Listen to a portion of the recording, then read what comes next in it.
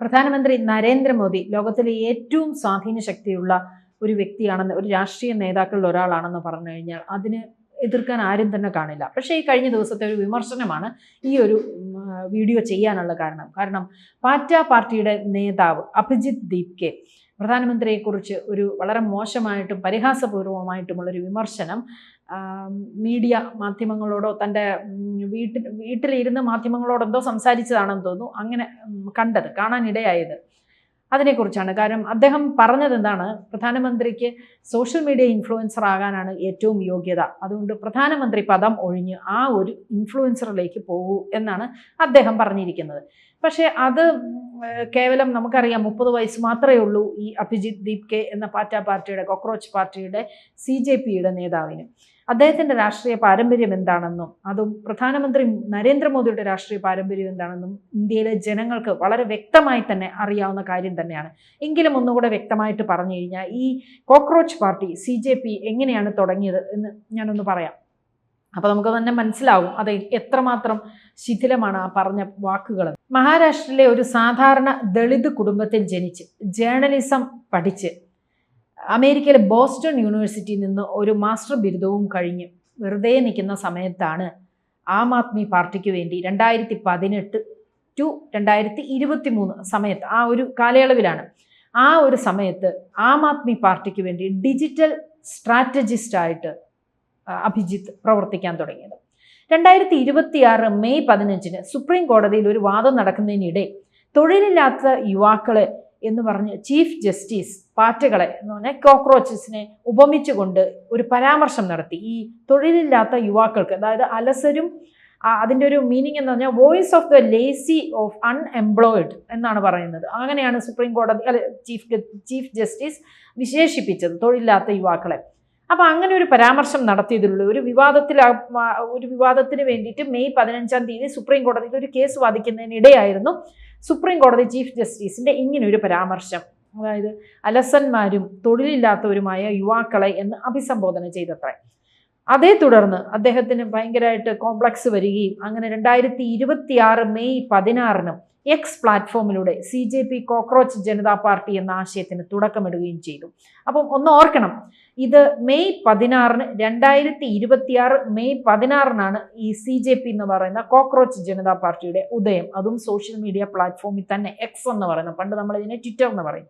അപ്പം ഈ ഒരു പ്ലാറ്റ്ഫോമിലൂടെയാണ് ഈ അഭിജിത്ത് ദീപ്കെ എന്ന രാഷ്ട്രീയ പ്രവർത്തകന്റെ ഉദയം. ഇത് കഴിഞ്ഞിട്ടാണ്, അപ്പം വെറുതെ ഇരിക്കുകയാണെന്ന് പറഞ്ഞായിരുന്നല്ലോ, അപ്പം അത് കഴിഞ്ഞിട്ട് അപ്പം നോക്കിയപ്പം ഇന്ത്യയിൽ വേറൊരു പ്രശ്നങ്ങളും ഇല്ല, എല്ലാ തരത്തിലും ഇന്ത്യ വളരെ ഡെവലപ്ഡ് ആയിട്ട് മുന്നോട്ട് വരുന്ന ഒരു സമയം കൂടിയാണിത്. ആ സമയത്ത് എന്തെങ്കിലും ഒരു പ്രശ്നം വേണമല്ലോ, അതിനാണ് നീറ്റ് എന്ന് പറഞ്ഞ മാർക്ക് ക്രമക്കേടിന് കയറി ഇദ്ദേഹം പിടിക്കുന്നു.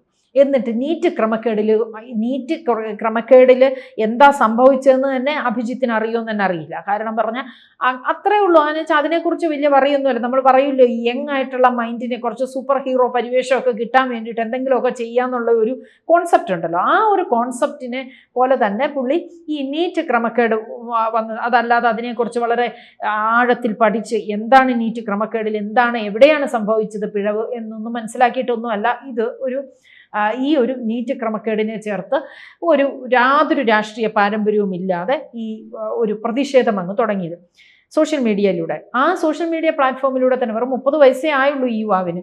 അങ്ങനെയാണ് ഈ ഒരു പ്രതിഷേധം തുടങ്ങുന്നു. അതിനെ കുറേ പേര് കൂട്ടുപിടിക്കാൻ തുടങ്ങുന്നു, അതിനെ കുറേ പേര് സപ്പോർട്ട് ചെയ്യാനും ഒപ്പോസ് ചെയ്യാനും തുടങ്ങുന്നു. അങ്ങനെയാണ് ആ പാർട്ടി പതുക്കെ വളർന്നു വന്നത്. എന്ന് വെച്ചാൽ വളരെ കുറച്ച് ദിവസങ്ങളെ ആയിട്ടുള്ളൂ എന്ന് തന്നെ നമുക്ക് പറയാം. മെയിലല്ലേ സ്റ്റാർട്ട് ചെയ്തത്.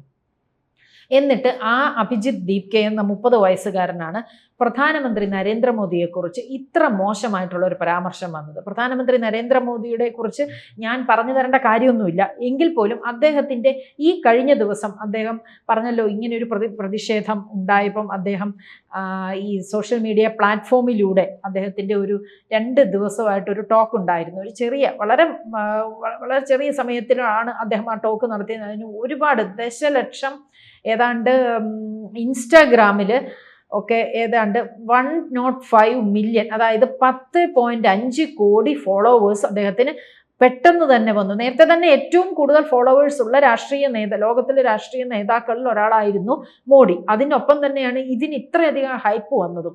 അതുകൂടാതെ എക്സ് പ്ലാറ്റ്ഫോമിലാണെങ്കിൽ 10.7 കോടി, ഏതാണ്ട് 107 ദശലക്ഷം ഫോളോവേഴ്സ് വന്നു. അപ്പം ഇത് പ്രധാനമന്ത്രി വെറുതെ ഒരു സോഷ്യൽ മീഡിയ ഇൻഫ്ലുവൻസർ ആയിട്ട് വന്ന് പറയുന്നില്ല. അദ്ദേഹത്തിൻ്റെ ഒരു രാഷ്ട്രീയ പാരമ്പര്യം, അദ്ദേഹം വളർന്നു വന്നത് എങ്ങനെ, അദ്ദേഹം രാജ്യത്തിന് വേണ്ടി ചെയ്ത കാര്യങ്ങൾ എന്തൊക്കെ, ഇതൊക്കെ അറിഞ്ഞുകൊണ്ട് തന്നെയാണ് ഒരു ജനങ്ങൾ അല്ലെങ്കിൽ ആരാണെങ്കിലും അദ്ദേഹത്തെ ഫോളോ ചെയ്യുന്നത്, അല്ലേ? നമ്മളെ വെറുതെ ഒരാളെ ഫോളോ ചെയ്യുമോ? ഇല്ല. നമുക്ക് അയാളിൽ എന്തെങ്കിലും ഒരു മൂല്യമുണ്ട്, എന്തെങ്കിലും നമുക്ക് അദ്ദേഹത്തെ ഫോളോ ചെയ്യണമെങ്കിലോ അദ്ദേഹം ഒരു ഗൈഡായിട്ട് നമുക്ക് തോന്നണമെങ്കിലോ എന്തെങ്കിലും അയാൾക്കൊരു പ്രത്യേകത ഉണ്ടെന്ന് നമുക്ക് തോന്നണ്ടേ, എങ്കിൽ മാത്രമേ നമ്മൾ ഒരാളെ ഫോളോ ചെയ്യുള്ളൂ. അപ്പോൾ അത്രയധികം മൂല്യം ആ രാഷ്ട്രീയ നേതാവിന് ഉള്ളത് കൊണ്ട് തന്നെയാണ് ഈ ജനങ്ങൾ മുഴുവൻ അദ്ദേഹത്തെ ഫോളോ ചെയ്യുന്നത്. അല്ലാതെ സോഷ്യൽ മീഡിയ പ്ലാറ്റ്ഫോമിൽ വന്ന് 2 വാചകം പറഞ്ഞു കഴിഞ്ഞാൽ ഒന്നും ആരെയും ഫോളോ ചെയ്യില്ല. അല്ലെങ്കിൽ ഫ്രണ്ട്സ് ആയിരിക്കണം, അല്ലെങ്കിൽ അങ്ങനെയുള്ള ആളായിരിക്കണം. അപ്പം ഇനി അദ്ദേഹത്തിൻ്റെ നരേന്ദ്രമോദിയെ കുറിച്ചിട്ട് നമ്മൾ പറയുകയാണെങ്കിൽ, നരേന്ദ്രമോദിയുടെ 1950 സെപ്റ്റംബർ 17 ഗുജറാത്തിലാണ് നരേന്ദ്രമോദി ജനിച്ചത്.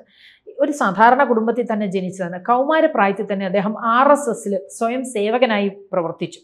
പിന്നീട് പൂർണ്ണകാല പ്രചാരകനായി പ്രവർത്തിച്ചു. അദ്ദേഹത്തിൻ്റെ രാഷ്ട്രീയ പാരമ്പര്യമാണ് ഞാൻ ഈ പറയുന്നത്. 1987 ഭാരതീയ ജനതാ പാർട്ടിയിൽ അദ്ദേഹം ജോയിൻ ചെയ്തു. അത് കഴിഞ്ഞ് സംഘടനാ പ്രവർത്തനങ്ങളിലൂടെ വളരെ മികവ് കാണിച്ച ഒരു വ്യക്തിയായിരുന്നു.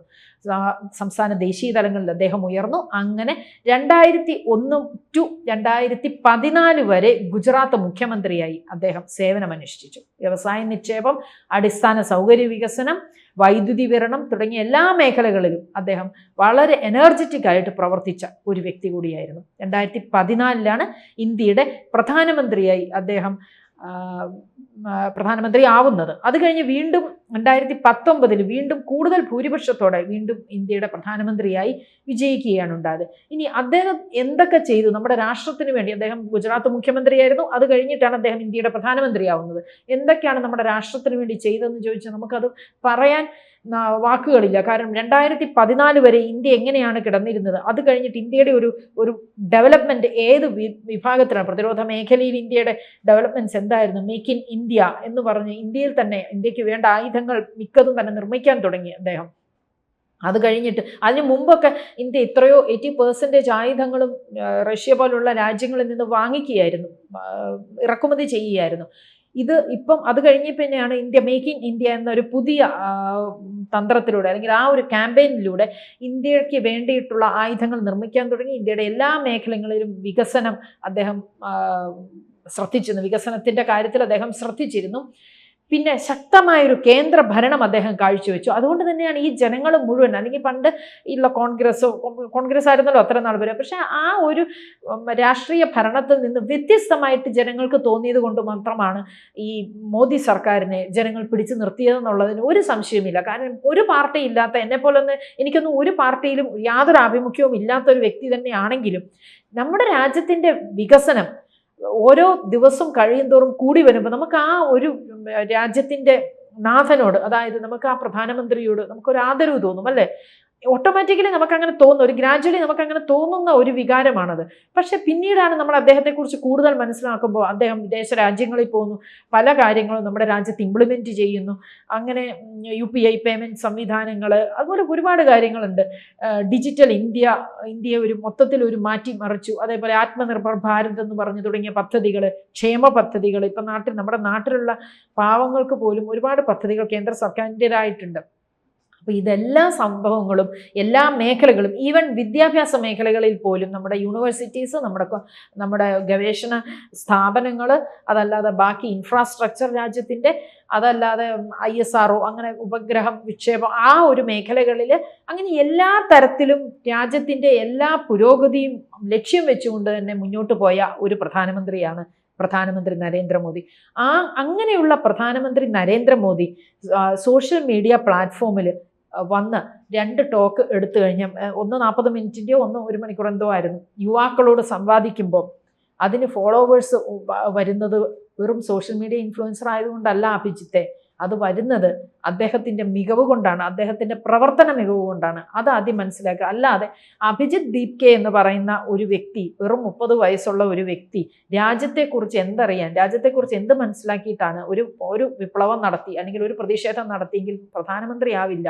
ഇതിൽ എത്രയോ പേര്, ഇത് കുറേ വിദ്യാർത്ഥികളെ കൊണ്ടുവച്ചിട്ട് ഒരു പ്രതിഷേധം നടത്തി എന്ന് വിചാരിച്ച് രാജ്യത്തെ പ്രധാനമന്ത്രിയാകാൻ യോഗ്യനൊന്നുമല്ല.